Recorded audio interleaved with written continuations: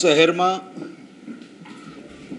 સૈયદપુરા વિસ્તારમાં ગણપતિ પંડાલમાં કાલે અસામાજિક તત્વો દ્વારા જે પથ્થરમારો કરવામાં આવ્યો હતો, સૌ લોકોને પોલીસ દ્વારા તાત્કાલિક ધરપકડ કરવામાં આવી હતી।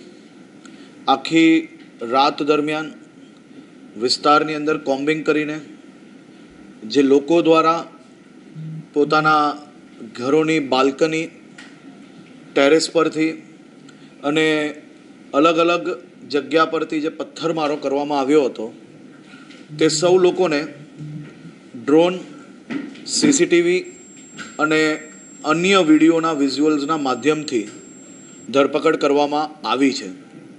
ખાસ કરીને આખી રાત સુરત પોલીસની બધી જ ટીમો દ્વારા ખૂબ મહેનત કરીને આ તમામ લોકોને પકડવામાં આવ્યા છે।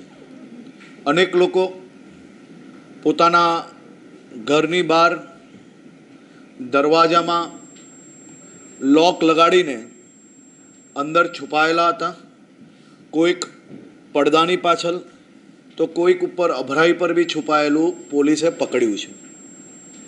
આ બધા જ કિસ્સાને જોતાં જોતાં સાથે સુરત પોલીસને ખાસ સૂચન કરવામાં આવ્યું છે અને પોલીસ દ્વારા બી આ બાબતની ખૂબ જ ગંભીરતાપૂર્વક ધ્યાન આપવામાં આવ્યું છે કે પથ્થર મારનાર એ કોઈ બી વ્યક્તિ હોય, એ માત્ર કાનૂની ગુનેગાર નથી પરંતુ સમાજનો બી ખૂબ મોટો ગુનેગાર છે।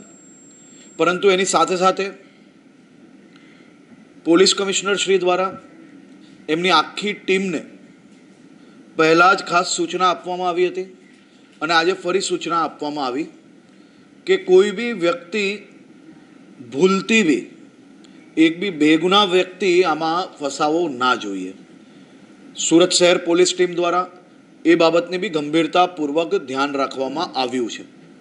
આજે તમામ સમાજના લોકોને અલગ અલગ ગ્રુપોમાં જે લોકો આવ્યા છે તે સૌ લોકોને મળ્યા છીએ અને સૌ લોકોને 100% વિશ્વાસ અપાવ્યો છે કે આપણું રાજ્ય ગુજરાત રાજ્ય, આપણું ગુજરાતે અને આપણા ગુજરાતે માત્ર ગુજરાતમાં જન્મેલા બાળકને જ નહીં પરંતુ દેશના તમામ યુવાનો જેને પોતાના પરિવાર માટે સપના જોયા હોય, જેને પોતાના પરિવારને આગળ વધારવા માટે રાત દિવસ મહેનત કરવી હોય, એવા લાખો કરોડો યુવાઓને રોજગારી આપવાવાળું આપણું રાજ્ય, એમાં કોઈ બી પ્રકારની શાંતિ દોલવાની પ્રયત્ન કરનાર લોકોને સાખી ના લેવાય અને એ લોકો પર કડકમાં કડક પગલાં ભરવા એ ખૂબ જરૂરી છે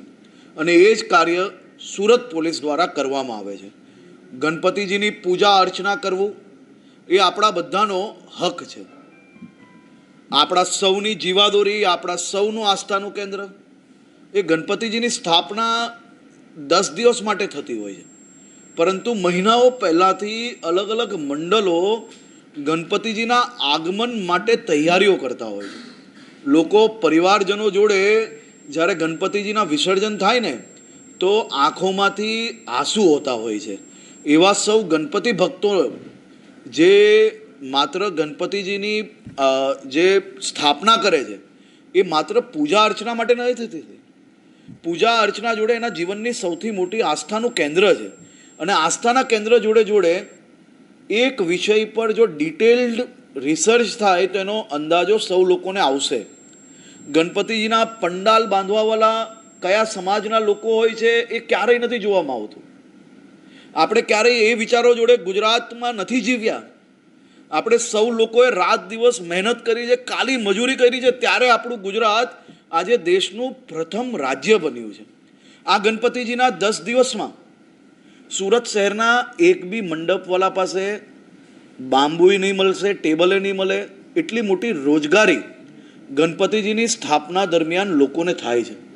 માત્ર મંડપવાળા એટલું જ નહીં, બેન્ડ બાજાવાળા હોય, ઢોલ નગારાવાળા હોય, ડીજેવાળા હોય કે પછી પૂજા અર્ચના કરનાર પૂજારીજી હોય કે પછી કેટરિંગનો નાનો મોટો વેપાર કરતા લોકો હોય કે લારી કે પછી રેસ્ટોરન્ટ ચલાવતા હોય, આ તમામ લોકોના વેપારમાં ખૂબ જ મોટી આ સમય દરમિયાન બઢોતરી થતી હોય છે.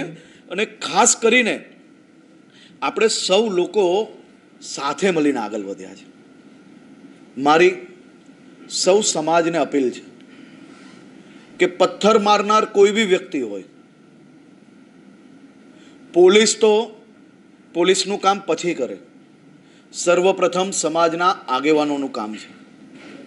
સર્વપ્રથમ સમાજના સૌ આગેવાનોનું કામ છે કે આપણે આપણી સામાજિક ભાવનાઓ, આપણા રાજ્યની, આપણી ધરતીની અને આપણે સૌ લોકોને જે ધરતીએ રોજગારી આપી છે, જે ધરતીમાં આપણે મોટા થયા છે, એ ધરતી પર આ પ્રકારનું કૃત્ય ક્યારેય ના ચલાવી લેવાય. પોલીસ દ્વારા સંપૂર્ણ કાયદાકીય રીતે અને કાયદામાં કોઈ બી પ્રકારની છૂટછાટ ના રહે તે પ્રકારે કામગીરી કરવામાં આવી છે. અને આ બાબતે તપાસ હજી બી ચાલુ છે. જે કોઈ લોકો બાકી હશે તેને બી પકડવામાં આવશે, પરંતુ કોઈ બી બેગુનાહમાં ના ફસાય તેની બી ચિંતા જરૂરથી પોલીસ દ્વારા કરવામાં આવી છે અને હજી બી કરવામાં આવશે. આભાર.